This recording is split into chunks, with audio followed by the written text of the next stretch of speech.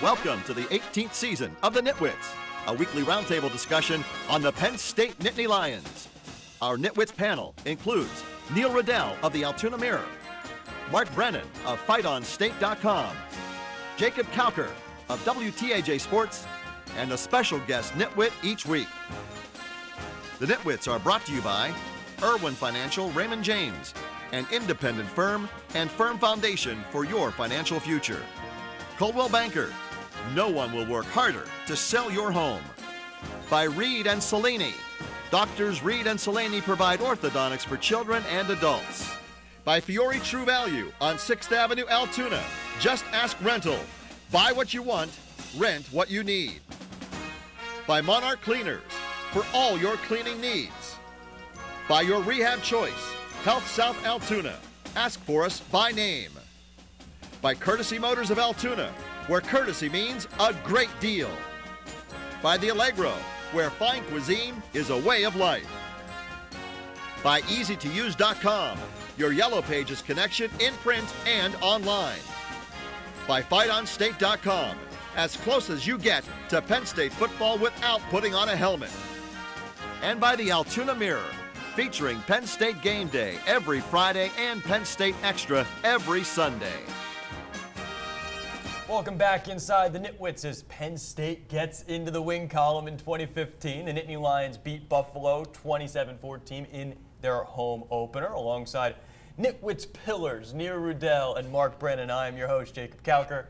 Joining us this week is our special guest, Jerry Fisher, host of Zone Coverage on WBLF Radio. Jerry, great to have you along. Good to be here. I'm honored to be here with you guys. All right. Well, after an awful week in week one, Penn State's offense righting the ship a little bit against Buffalo on what was a very dreary day, maybe otherwise. Yeah, it took them a while to kind of shake out of the doldrums, but it was nice to see them exploit some of these great young athletes that they've brought into the program the last couple of years. I mean, you're really seeing the difference in speed kind of coming out of the sanctions era. And listen, as much flack as John Donovan and the offensive staff took, I thought it was nice that they were able to kind of turn it around. You know, Franklin said he got more involved with the offense. They really wanted to commit to the running game. I thought they did that and were able to exploit some of these athletes as we're seeing right here. So overall, not sensational, but a nice step up from Temple. Yeah, I think you mentioned Donovan, Herb Hand also. Yep. The offensive line had really come under fire after 10 sacks against Temple, and they made some immediate adjustment. They did not wait and try it again with this game and then try to phase it in during this game if it didn't work. I mean, there's still some things definitely to work out, but I was encouraged that Palmer came in after Nelson was hurt and seemed to do a lot better. No sacks, no turnovers, I think is a very important factor in that game yesterday. You saw Penn State play with a little more confidence. And granted, it wasn't the same type of defense that you saw in Temple in week one, but it was a game that they really needed to show what they can do.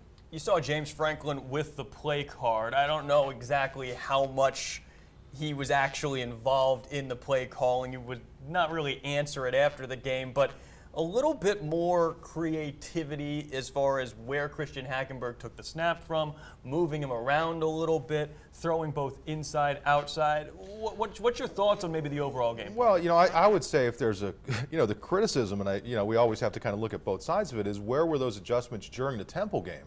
I don't know that we necessarily saw them. They tried to bring in the tight end to block a little bit more, but why does it always take them? Now, to their credit, last year it took them, until the end of the season to finally adjust. This year they actually did adjust, and I thought it was good to see. And again, I'll go back to getting the ball into the hands of these unbelievable young athletes. Just that changes things. Christian Hackenberg said after the game how important it is to get these, to have all these extra weapons. I think he seems more comfortable under center. And be able to drop back, and I agree. Getting the ball downfield. Hey, how about Chris Godwin? Mm-hmm. I mean, this guy's off to a great start this year. Good things are happening when they try to get him the ball. They drew a pass interference penalty, and I think that if they can give Hackenberg time, I mean, because yesterday it was tough with a wet ball. They had some big drops. They really should have put 35 points on the board at least. We saw Saquon Barkley really put a game on. A lot of people, there was a lot of talk about him in the preseason, and to see him get an opportunity to show his stuff You know, a lot of people now are saying, boy, there's a pretty good battle going on right now at the tailback spot between Akil Lynch and Barkley. I mean, the hurdling move, I mean, it had everybody wow on his abilities. That also speaks to the fact that this staff obviously is showing it's not afraid. That's unbelievable, hurdling somebody.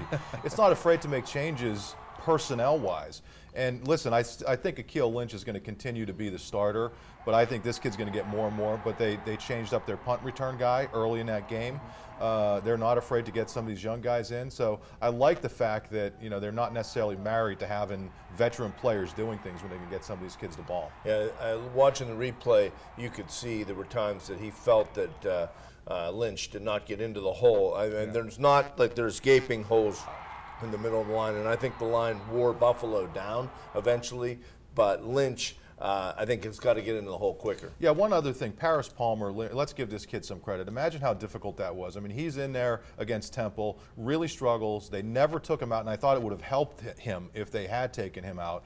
Has to come in when Nelson's injured and give this kid all the credit in the world. Again, I know he wasn't playing the Buffalo Bills there, but listen, he came in and he did a really nice job, and you like to see that for a young, well, not a young guy, but a new guy who really struggled in his first game to come back and acquit himself much better in the second game. And again, we mentioned adjustments before. You know, we heard all week how they might shift around guys. You might see different guys, and we did. You know, we saw Brendan Mann at right tackle throughout the game, with Nelson shifting over to the left side to start, and then, you know, Paris Palmer come in, and when he was hurt, it seemed like they also kind of did some things to make life a little easier on those offensive linemen. Not so much pressure on just having to have them protect Christian Hackenberg as he's sitting back there for 5, 6, 7 seconds at a time. Yeah, I agree with you, and I think not moving a whole lot of people around is what I like to see with the offensive line, where we saw last year you had somebody go from center to right tackle, somebody from right tackle to left tackle. You had a little more stability in that offensive line. I think that's going to be very beneficial moving forward. Yeah, they had that kind of jumbo set where they would put tight ends beside Palmer, and they were able to run a few things off that. All right, well, we talk about the offensive line, the progress they made. You know, Andrew Nelson, losing him makes things not so rosy there maybe moving forward. When we come back, we'll take a look at what the loss of Nelson might mean moving ahead into the start of the Big Ten season for Penn State.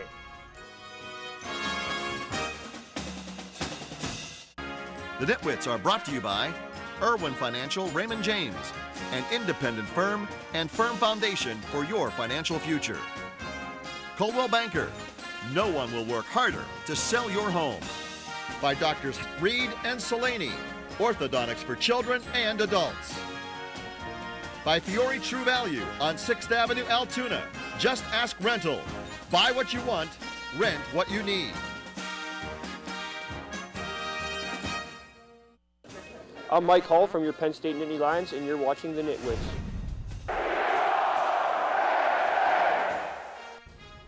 What's a good guy to bring us back as we start to talk about the defense, where injuries have really made that unit kind of an ever-evolving animal. One place, though, where all the starters are intact is the defensive line, and I think you're really seeing it pay dividends. Yeah, it showed. Austin Johnson, I thought, played a great game, and Schwann is turning into something special. Nassib, excuse me. Schwann played ball. No, Schwann played well, but Nassib, I mean, You're right, I meant Nassib. I don't know that we've seen a game like that. And I mean, we've seen some really good defensive games, but you talk about an interception, 2 fumbles caused, 3 sacks. Wow, you almost wonder where that kid was last year. I know he's just gotten better and better and better, but you know, that's the thing that I think gives you hope for the defense, even with some of the injuries moving forward, is that if you have a solid defensive line, that can cover up a lot of issues. Also like the job they did. You know, the Wooten kid obviously struggled trying to replace Warman White. You know, they end up moving Kabinda over to that Mike linebacker. We've had a chance to talk to him. You can tell what a really good communicator, very outgoing, very outspoken. I think he's going to do a good job there. And how about Reeder coming in and doing a nice job? I thought the animation, you could see Cabinda really wanted to be in charge out there. He was very animated about everything that he was doing. Let's give a little credit to Zettel on the Nassib interception. That was a great play on his part to tip it up in the air so Nassib was able to pull it down. Yeah, well, the other thing we should do, let's put to bed this whole business about Austin Johnson being overlooked. He is not being overlooked. People were still asking him that after. And listen, this is with all due respect to Zettel, who's a terrific player, and Nassib, but Austin Johnson, to me, I mean, you see the plays this guy's making. Listen, maybe if there are fans out there who don't know how good he is, they're not paying attention. I could guarantee you, though, that NFL scouts know exactly how good this guy is. Yeah, he's going to play on Sundays. It's one of those things, I think, because of the personalities. Maybe, Zettel is the guy that you're seeing in the viral internet videos. Carl Nassib. How many guys in the post game yesterday called him Crazy Carl with the way he just acts? And there's so many big personalities where AJ is more of a quiet guy, but he really is the linchpin, a game-high tackles. Well, Zettel has probably gotten his hands on more balls than any defensive tackle, seriously, since Mike Reed. I mean, this guy deflecting balls, intercepting balls, returning. So he's made his reputation. He's even deflated a few. Nassib's length is what impresses me, because there was the one fumble that he caused. It was you could see he just reached out with those long arms and created the fumble, and he was probably 2 or 3 feet away from the guy. So his length is really a benefit for him. Yeah, for people who don't know, I mean, this is a guy who came in at 6'4", 218 pounds as a walk-on, was not a great high school player. They took a real chance on him, and to see him after the game singing the alma mater and thumping his chest, it kind of summed up what this kid has gone through with all the different coaches and coming in as a walk-on and earning a scholarship. This kid is Penn State proud, and you could really see it. He's fun to watch, and he's going to be another guy who's going to be playing on Sundays. Yeah, and the speed of these defensive ends. I mean, the way they give chase and the way Shoup continues to work in other guys, as he did these guys last year. Before we get to the impact on the offensive side of the ball of Andrew Nelson's injury, let's talk about the special teams. This was an area last year in particular where they were not very special at times, and now it seemed like they have really progressed and kind of come into their own a little bit. Good, Joe. I think that Joe Julius has shown that he can get the job done. I kind of agree with Franklin in regards to Pasquarelli and the punting. A little more consistency is needed there. And the return game. I mean, what can you say? You've had a couple of returns that lit things up a little bit. So yeah, their return game's been pretty bad the last few years. And so when we're sitting in the press box and there are several different long returns, and they start saying this is the longest since 2008. This is the longest since 2007. This is the longest since 2002. I mean, we haven't seen again, and it comes back to some of those young athletes getting in there. Listen, Nick Scott, their backup kick return guy. Tompkins, he did not start he wasn't the starting punt return guy. They got him in there. So you're talking about a fleet of young athletes. Yeah, Tompkins kind of limped off late in the game. They brought Allen back in, but it's been kind of electrifying. And hey, with an offense that you're not going to be sure what you're going to get week to week, you're going to need defensive touchdowns and big special teams play to shorten the field. One thing that did jump out to me, though, Apke, man, when you get a chance to block a punt like he did, you've got to do it because it's looking like this offense isn't going to score a ton of points. So anytime you can bust through there, and another young guy, but I think now let's get to the point where you're using these athletes not only to switch field position, but maybe score some points yourselves. You watch some of these other games around the country and see what teams like Oregon are doing on special teams. You get that, it would help. You mentioned the offense there. How much of a concern is it going to be if Andrew Nelson does not return for this offense? Well, part of my concern is they were 4 situations where they were 3rd and 2 in the first half or less and didn't make it up the middle. And so their run blocking and short yardage still has to get better because, I mean, this is Buffalo. I can't imagine when Joey Bosa's on the other side what you're going to get. So that's one area that they still are a work in progress. He's their best offensive lineman. Afterward, I don't know if Franklin was being straight, let's say, in terms of telling us exactly what the deal is, but he said it sounded as if there's an opportunity, there's a chance that he might come back. I hope for Penn State's perspective and for his perspective that he is able to get back. All right, well, still ahead on the Nitwits, a touching pregame tribute in Happy Valley, and more on the man helping carry on the legacy of the voice of the Nittany Lions.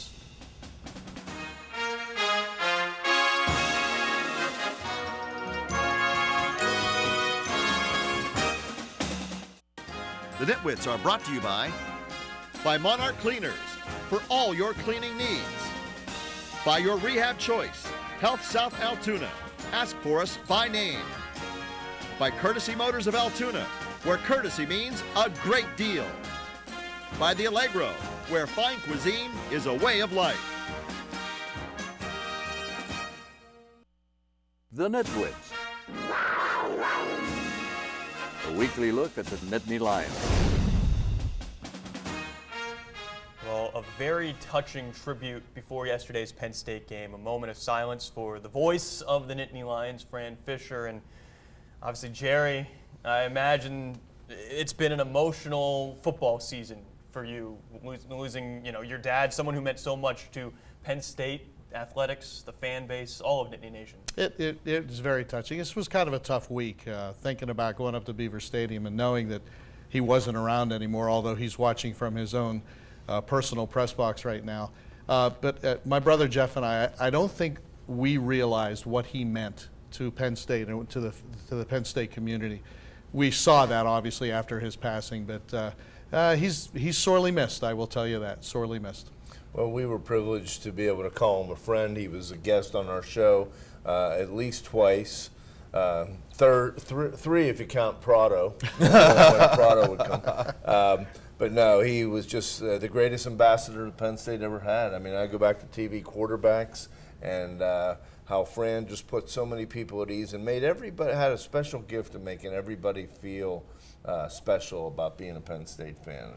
Yeah, one of the things I always like to tell people, and I haven't ever had a chance to do it on TV, but as a young reporter, which I was one day, a long time ago, Fran and George, when you would go on the road, wherever it was, especially when Penn State first joined the Big Ten, you'd go to all these different locations, whether it was Iowa, Wisconsin, where you've never been, and you would always be able to sit at the bar and have discussions and some beverages with Fran and George, and it didn't matter if you were a young reporter working for a small outfit or working for the Enquirer or ESPN or whatever. These guys treated you just, to this day, I get a little choked up about it. And then having the opportunity to drive down here with him and just hear the great stories, and wow, I mean, he's missed, but he is absolutely not forgotten, as you know, Jerry. He was an amazing man, and again, learn more about that, talking to guys like you guys, and everything that I'm almost at a loss of words when I think about Dad, because I aspire to be half of the man that he was, and I hope I can get there someday. Well, the funeral where you spoke so beautifully about your dad, and you talk about a tapestry frozen in time of Penn State history of all the families who have, endured and really laid the foundation. It just was, you felt like you were at a historical moment. Well, the three of us, except for the youngster here off to the side, the three of us have been covering Penn State football for a long time, and it's amazing how things have changed. But the bottom line is one thing that will never change, and that is the people that made Penn State football what it is. And we're talking about Joe Paterno and a lot of other people, and my dad. And I say to many people, I think my father was as much responsible for the growth of Penn State football, maybe not as much as Joe Paterno, but there's so many ancillary things that he did alongside the program that helped it grow to where it is. How about just, with your broadcasting career, how much of a role your dad played in kind of, helping set a model? I know it's hard, big shoes. Biggest critic without a doubt. And I remember doing a women's basketball game down in West Virginia in the Coliseum, and I asked him to do color with me because I didn't have a color person for that game, and he drove down and he did the game with me. He did a couple wrestling matches with me for Penn State. I watched him when I was a youngster when he was doing high school athletic events in Lewistown, Pennsylvania, and the passion and the love that he had doing those events. And I said, wow, that seems like a pretty good gig. I'm only 12 years old right now, but maybe that's something I want to look at doing. And he's responsible for me being in the broadcast industry, and I apologize to everybody for that, but he's responsible for me being in the broadcast, and I love it. I love it. When you joke around like that, though, the one thing that people should know too, I don't think there was a more naturally funny human being Oh my gosh, than no. your dad. The Tuesday press conferences are not the same because you would go there and he had a funny line for the coach, for everybody. He was just terrific with that stuff, and I'll always remember that part about him making people smile. Well, he and Joe and George are still enjoying it up there. Oh, they are. Watching the games together. That crowd, that press box is getting more and more crowded, unfortunately, but they're all watching. All right. Well, when we come back, it is the bold time when we tell you exactly what will happen on Saturday, and we don't even know all the details yet as to what's going on in practice this week, but we will make our bold predictions. Penn State versus Rutgers when we return.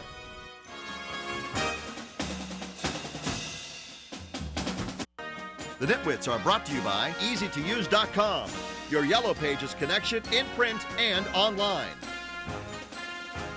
By FightOnState.com, as close as you get to Penn State football without putting on a helmet.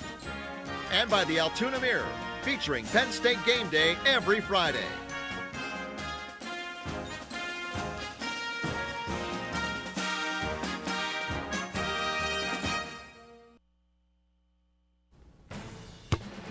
Everyone's favorite time of the Nitwits, predictions. Rutgers coming into Beaver Stadium to start the Big Ten schedule for Penn State. We'll let our guests go first with his prediction and how this game might turn out. Jerry? I think Joe Julius is the big toe is going to continue to be successful. I think he's going to kick a couple of field goals in this one. I'm going to say 27-17 in favor of the Penn State Nittany Lions. I think this offensive line against Rutgers is going to do a better job than they've been doing, and I think they're going to continue to get better week by week. Well, I'll go, then you guys can squeeze me like Brendan likes to.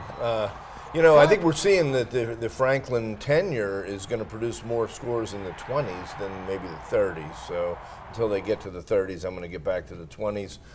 Penn State 24, Rutgers 12. Wow. I guess, isn't the Nitwit of the Week supposed to go first? The host makes This up guy the makes rules. his own I mean, rules. isn't that how it works? Okay, well, listen, I think Penn State's starting to play better. You look at what Rutgers did against Washington State, had 2 return touchdowns and still lost that game. I think Penn State's going to win this. One thing I would say, Penn State fans, be classy. Just because Rutgers, some people there were a bunch of jerks last year, doesn't mean you have to do the same thing. I'm going to go Penn State 21, Rutgers 15. 21-15. What was yours, Neil?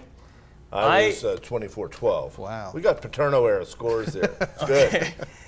With all these scores floating around, again, I think it's one of those things until Penn State's offense proves they can put up 30, I think that's a hard benchmark to reach for. So I will go 21. I think Penn State's defense plays pretty well. Let's go 21-13, Penn State with the win over the school from New Jersey. Didn't you say 21-12? No, I said 21-15. Before we go, let's take a look at the Nitwit of the Week standings. Of course. The champ is back, now tied with no winner. With Everyone Brady. else You're tied with is 0. Tom Brady. We'll see you next week on the Nitwit.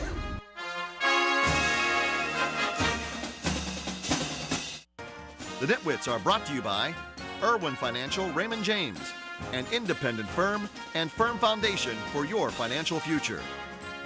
Coldwell Banker, no one will work harder to sell your home. By Reed and Salaney, Doctors Reed and Salaney provide orthodontics for children and adults. By Fiore True Value on 6th Avenue, Altoona. Just ask rental. Buy what you want, rent what you need. By Monarch Cleaners, for all your cleaning needs. By Your Rehab Choice, Health South Altoona. Ask for us by name. By Courtesy Motors of Altoona, where courtesy means a great deal. By the Allegro, where fine cuisine is a way of life. By EasyToUse.com, your Yellow Pages connection in print and online. By FightOnState.com, as close as you get to Penn State football without putting on a helmet. And by the Altoona Mirror, featuring Penn State game day every Friday and Penn State Extra every Sunday. You can also see the Nitwits on AltoonaMirror.com. Thanks for watching, and we'll see you all next week.